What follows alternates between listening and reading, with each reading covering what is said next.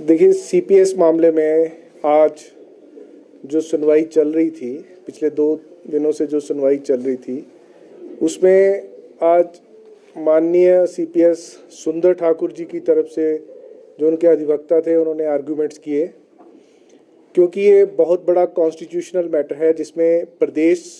विधानसभा, प्रदेश सरकार किस प्रकार का कानून बना सकती है या इस प्रकार का कानून नहीं बना सकती है। तो प्रदेश सरकार ने, और इस कानून की जो रिपरकशंस है, इस कानून का जो प्रभाव है वो पूरे देश पर होने वाला है। तो हिमाचल प्रदेश सरकार ने ये उचित समझा कि इस मामले में जो देश में बेस्ट कॉन्स्टिट्यूशनल एक्सपर्ट एडवोकेट्स हैं, उनकी भी सेवाएं ली जाएं।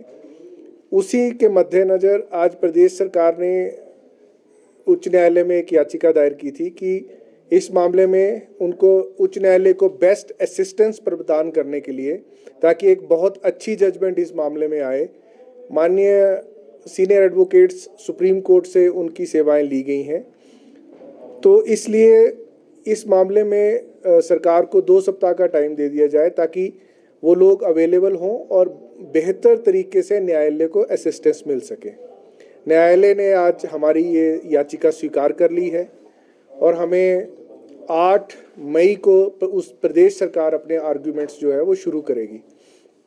तो आज तो इस मामले में इतना ही हुआ है। अनूप जी, जो यहाँ का अलग से कानून बना है क्या है उसमें और क्या? देखिए, चीफ पार्लियामेंट्री सेक्रेटरी, हालांकि मामला अभी न्यायालय में लंबित है और उस लंबित मामले के अनुसार बहुत ज़्यादा मुझे नहीं बोलना चाहिए, लेकिन मैं एक बात स्पष्ट करना चाहूँगा जो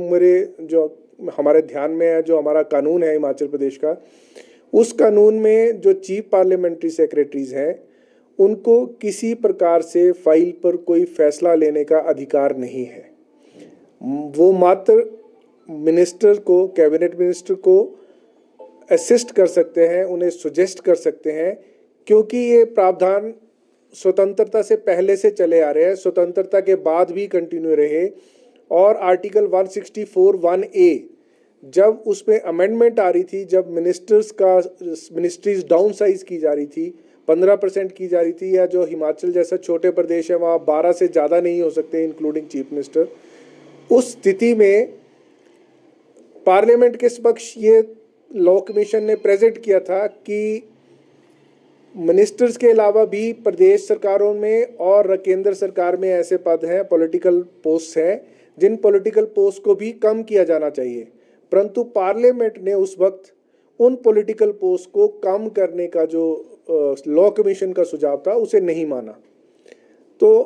और जब हिमाचल प्रदेश एक्ट पास किया गया, तब भी माननीय जो तत्कालीन मुख्यमंत्री वीरभद्र सिंह जी ने इस बात पर बड़ा स्पष्ट मत दिया था कि ये कानून बनाने का जो अधिकार है वो प्रदेश विधानसभा के समक्ष है। उस पर चर्चा करते हुए माननीय प्रेम कुमार धूमल जी, जो उस वक्त नेता विपक्ष थे, उन्होंने भी एक स्पष्ट मत दिया था कि मैं इस कानून का मेरिट पर विरोध नहीं कर रहा हूँ, और परंतु मैं ये कह रहा हूँ कि सुप्रीम कोर्ट में मामला लंबित है। और एक बात, बहुत इंपॉर्टेंट बात जो इस मामले में है कि इस सीपीएस एक्ट का अगर सबसे ज़्यादा फायदा हुआ तो भाजपा के सरकार के समय में सतपाल सिंह सत्ती, जो आज याचिका करता है, जो इस एक्ट का फायदा लेने के पश्चात आज न्यायालय को बोल रहे हैं कि ये एक्ट रद्द होना चाहिए, उन्हीं की पूरी टर्म उन्होंने एज सीपीएस और पीएस काटी है। सुखराम चौधरी जी थे, सतपाल सत्ती थे और एक और माननीय सीपीएस उस वक्त बने थे। तो उन्होंने, लोगों ने फ़ायदा उठाकर अब राजनीतिक भावना से या जो भी कहें, इस कानून को चुनौती दी है। एक बहुत बड़ी बात यह भी है कि सुप्रीम कोर्ट ने विमलांशु राय के केस में, आसाम के केस में, सीपीएस जो आसाम के थे, क्योंकि उनको मिनिस्टर्स के बराबर का दर्जा दिया गया था, उनको मिनिस्टर माना गया था, उनकी शक्तियां भी मिनिस्टर की थी और उनको काम करने की क्षमता भी मिनिस्टर की थी, इस कारण उसको रद्द किया था। परंतु हमारा हिमाचल का एक्ट जो है वो इस पर अब आगे बहस होगी और उस बहस के दौरान ये स्थितियां स्पष्ट होंगी कि, और न्यायालय को भी एक बढ़िया असिस्टेंस मिलेगी भारत के सबसे बेस्ट विशेषज्ञ जो हैं, जो संवैधानिक विशेषज्ञ एडवोकेट्स हैं। तो मेरा यकीन है कि इस मामले में बहुत अच्छा निर्णय आने वाले भविष्य में आएगा।